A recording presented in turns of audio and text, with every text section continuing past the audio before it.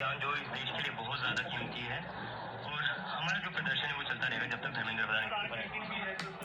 ధర్మేంద్ర ప్రధాన్ రాజీనామా చేసే వరకు వెనక్కి తగ్గే ప్రసక్తే లేదని చెప్పి ఇప్పుడు అభిజిత్ దీప్కే చెప్తున్నాడు మీడియాతోటి. మేము ఎన్ని వాళ్ళంటే కేంద్ర పెద్దలు ఎన్నైనా చెప్పనియండి, కేంద్ర పెద్దలు చెప్పింది మేమైతే వినే ప్రసక్తే లేదు. మా యొక్క నిరసనలు ధర్మేంద్ర ప్రధాన్ రాజీనామా చేయడమే. ఇంతమంది రాజీనామా చేసినా కాదు, కానీ ధర్మేంద్ర ప్రధాన్ రాజీనామా చేయాలి. ఐఏఎస్లు ఐపీఎస్లు వాళ్ళు బదిలీలు కాదు అని చెప్తున్నాడు. ఇప్పుడు ప్రతిదానికి ఓ హద్దు ఉంటుంది, ప్రతిదానికి ఓ ఓపిక ఉంటుంది. నరేంద్ర మోదీ ఓపికని మనం అసమర్థత అనుకోవడము, లేకపోతే వెనకడుగు వేసాడు అనుకోవడము, లేకపోతే ఇంకేదైనా అనుకోవడం అనేది కరెక్ట్ కాదు. ఎవరు ఎప్పుడు ఎలాగ ఏ విధంగా అయితే ఆ యొక్క నిజాలు తెలుస్తాయో ఆ రోజు అందరి యొక్క కోసాలు కదులుతాయి. ఖచ్చితంగా తెగే వరకు లాగడం అంటారు దీన్ని. ఆల్రెడీ సోనం వాంగ్చుక్ తన యొక్క దీక్షను విరమించాడు. ఆయన దీక్షను విరమించాడు కాబట్టి వీళ్ళు కూడా ఎక్కడ ఈ యొక్క నిరసనలు ఆపేస్తారని పైనుంచి కొంతమంది ఒత్తిడి తీసుకొస్తున్నారు ఈ అభిజిత్ దీప్కే మీద, మరికొందరి మీద. అభిజిత్ దీప్కి అందుకే ఇప్పుడు ధర్మేంద్ర ప్రధాన్ రాజీనామా చేసే వరకు మేము విరమించమని చెప్పండి అంటారు. వాళ్ళు ఏదే విధంగా అయితే చెప్తారో అభిజిత్ దీప్కి అదే చెప్తాడు. అభిజిత్ దీప్కి చెప్పినట్లుగా ఇప్పుడు కేంద్ర ప్రభుత్వం మేము వచ్చేసి ధర్మేంద్ర ప్రధాన్ రాజీనామా చేయనివ్వదు. ధర్మేంద్ర ప్రధాన్ రాజీనామా చేయాల్సిన అవసరం ఈ యొక్క దీనికి లేదు.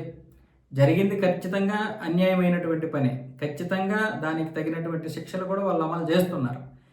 అలా అయితే మీరందరూ ఎటుపోయారు? కాంగ్రెస్ హయాంలో ఇటుపోయారు. ఒకవేళ అభిజిత్ దీప్కే అప్పటి చిన్నోడు కావచ్చు, కానీ ఇందులో పాల్గొన్నటువంటి వారందరూ చిన్నోళ్ళు కాదు కదా. వాళ్ళందరూ కాంగ్రెస్ హయాంలో జరిగినటువంటి పేపర్ లీకేజ్ గురించి ఎందుకు రోడ్ల మీదకి రాలేదు? ఆ ఉగ్రదాడుల గురించి ఎందుకు రోడ్ల మీదకి రాలేదు? ఆ రోజు జరిగినటువంటి స్కామ్ల గురించి ఎందుకు రోడ్ల మీదకి రాలేదు? ఇప్పుడే ఎందుకు రోడ్ల మీదకి వస్తున్నారనేది అందరికీ తెలిసినటువంటి విషయమే. కానీ మన ఓపిక కూడా ఒక అర్థం ఉంటుంది కదా. ఢిల్లీ పోలీసులు మాత్రమే ఇక్కడ ఎందుకు దించారు? ఆర్మీని దించలేక, సిఆర్పిఎఫ్ని దింపలేక. వాళ్ళు ఎవరిని దింపాలనుకుంటే వాళ్ళు దింపగలరు, కానీ ప్రతిదానికి ఓ గౌరవం ఇస్తున్నారు. ఎంతవరకు ఏం చేయాలి అది చేయాలి. ఈ దేశం కోసం నిలబడేటటువంటి వ్యక్తులకి మనం కూడా సపోర్ట్ చేయాలి. ఈరోజు వీళ్ళు చేస్తున్నటువంటి దాన్ని మీరందరూ చాలామంది విద్యార్థుల కోసం చేస్తున్నారు అనుకుంటున్నారేమో, కానీ ముంబై నుండి ప్రతి ఒక్కడు ఈరోజు బయటకు వస్తున్నాడు. ఎప్పుడూ రానటువంటి వాడు ఈరోజు దీనికోసం వస్తున్నాడు. ఒక ఆర్జీకర్ ఆసుపత్రిలో జరిగినటువంటి ఒక ట్రైనీ డాక్టర్ మీద జరిగిన అత్యాచారం గురించి మాట్లాడలేనటువంటి వాళ్ళు చాలామంది ఈరోజు దీని గురించి మాట్లాడుతున్నారు. పహల్గామ్ దాడి గురించి మాట్లాడలేనటువంటి వారు, వ్యతిరేకించలేనటువంటి వారు దీని గురించి మాట్లాడుతున్నారు. ఆపరేషన్ సింధూర్ని పొగడలేనటువంటి వారు, ప్రశంసించలేనటువంటి వారు, చూడలేనటువంటి వారు దీని గురించి మాట్లాడుతున్నారు. దేశంలో జరుగుతున్నటువంటి అభివృద్ధి గురించి ఒక్క మాట అయినా మాట్లాడలేనటువంటి వారు దీని గురించి మాట్లాడుతున్నారు.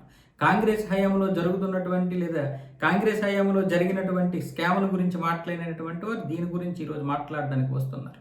ఎందుకంటే 4వ సారి నరేంద్ర మోదీ ప్రభుత్వం కనుక వచ్చిందంటే ఇక పూర్తిగా మన కోసాలు కదిలిపోతాయని చెప్తున్నారు.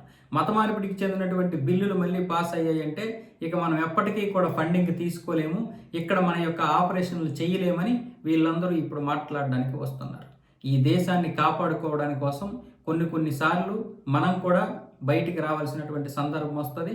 ఖచ్చితంగా మనం కూడా ప్రొటెస్ట్ చేయాల్సినటువంటి సమయం వచ్చినప్పుడు మనం కూడా ప్రొటెస్ట్ చేయాల్సిందే. ఖచ్చితంగా దేశం కోసం మనం కూడా పోరాటం చేయాలి.